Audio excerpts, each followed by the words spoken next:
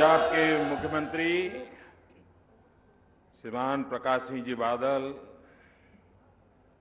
उप मुख्यमंत्री श्रीमान सुखबीर जी, केंद्र में मंत्रिपरिषद के मेरे साथी श्रीमती हरसिमरत जी, श्रीमान विजय सांपला जी, पंजाब सरकार के मंत्री श्रीमान मदन मोहन जी, सांसद में मेरे साथी प्रेम सिंह चंदूमाजरा जी, सांसद श्रीमान ढींडसा जी, सिख गुरुद्वारा प्रबंध समिति के अध्यक्ष श्रीमान के.एस. बंडूगर जी और विशाल संख्या में पधारे हुए सभी प्यारे भाइयों और बहनों,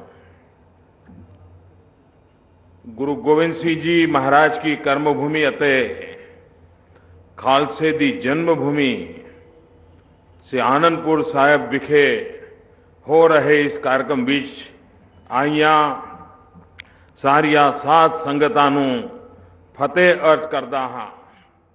वाहेगुरु जी का खालसा, वाहेगुरु जी की फतेह। 10वें पातशाह श्री गुरु गोविंद सिंह जी महाराज के 350वें प्रकाश उत्सव को पूरा देश मना रहा है। भारत सरकार ने भी गुरु गोविंद सिंह जी का महाराज का संदेश हमारी नई पीढ़ी को पहुंचे, देश के कोने में पहुंचे, इस बात पर बल देते हुए पूरे देश में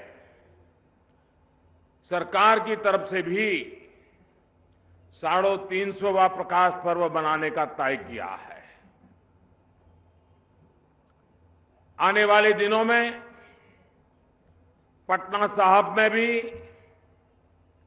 बहुत बड़ी संगत होने वाली है और भारत सरकार ने जो भी इस प्रकाश पर्व के लिए पटना साहिब जाना चाहते हैं, रेलवे की सुविधा उपलब्ध कराने की व्यवस्था भी की है ताकि हर कोई जो जाना चाहता है आसानी से वहां पहुंच सके। भाइयों बहनों, ये मेरा सौभाग्य रहा कि पंजाब की धरती पर कई वर्षों तक मुझे काम करने का अवसर मिला था और उसके कारण आनंदपुर साहिब की इस पवित्र धरती पर आकर के मत्था टेकने का मुझे बार बार अवसर मिलता था। मेरा ये भी सौभाग्य है कि जब अटल बिहारी वाजपेयी जी यहां आए थे, उस समय मुझे भी उनके साथ संगत में शरीक होने का सौभाग्य मिला था। प्रधानमंत्री बनने के बाद आज पहली बार और एक पवित्र प्रकाश पर्व के समय इस पवित्र धरती को नमन करने का मुझे सौभाग्य मिला है। ये वो धरती है जहां 28 साल तक गुरु गोविंद सिंह जी ने त्याग, बलिदान, तपस्या, वीरता, पूरे समाज को खड़ा करने का एक भगीरथ प्रयास किया था। मेरा इस धरती से नाता, मैं हमेशा कहता हूं, मेरा यहां खून का रिश्ता है।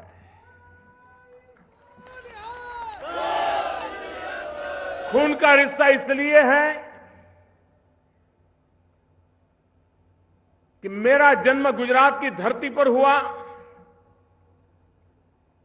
कार्य करने का सौभाग्य यहां मिला, लेकिन गुरु गोविंद सिंह जी के जो पंज प्यारे थे उसमें एक गुजरात के द्वारिका से थे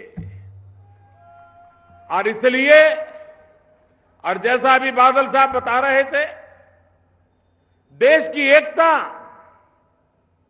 एक गुरु गोविंद सिंह महाराज के मन में प्राथमिकता थी। और इसलिए पंच प्यारे भी हिंदुस्तान की चारों दिशाओं से प्रतिनिधित्व कर रहे थे, उसमें एक गुजरात से थे। और इसलिए मुझे स्वाभाविक अनुभव होता है, अनुभूति होती है कि मेरा कोई खून का रिश्ता है। और ऐसे समय इस महान बलिदानी परंपरा को प्रणाम करने का, नमन करने का सौभाग्य मिले, तब देश में भी जात पात के खिलाफ उस जमाने में गुरु गोविंद सिंह जी महाराज सबकी एकता के लिए प्रखर रहते थे। ऊंच नीच का विरोध करना, पंथा पंथ का विरोध करना,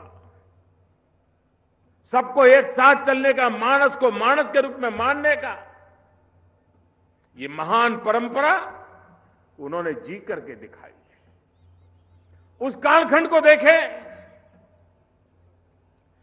पूरा परिवार बलिदान, ऐसा वंशदानी शायद इतिहास के झरोखे में कहीं नजर आ सकता है, जो गुरु गोविंद सिंह महाराज ने अपने जीवन से करके दिखाया था। और उस कालखंड को देखें, एक तरफ भयंकर क्रूरता थी,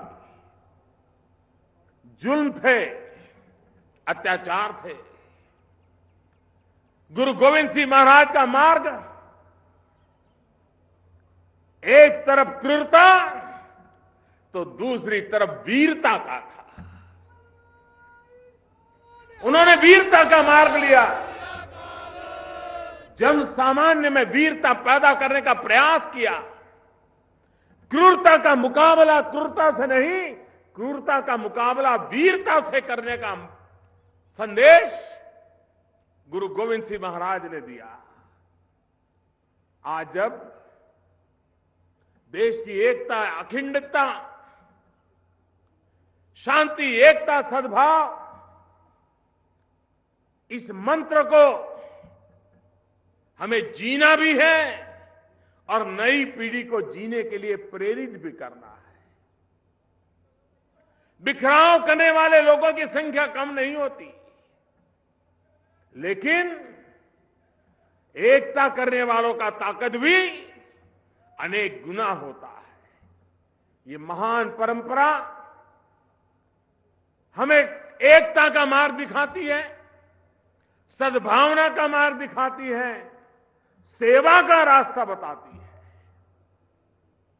अगर त्याग है, बलिदान है, तो सेवा भी उच्च कोटि की है। ऐसी इस महान परंपरा के समय 350 वर्षवें प्रकाश पर्व के निमित्त गुरु गोविंद सिंह महाराज के चरणों में वंदन करता हूं, उनके त्याग बलिदान को नमन करता हूं।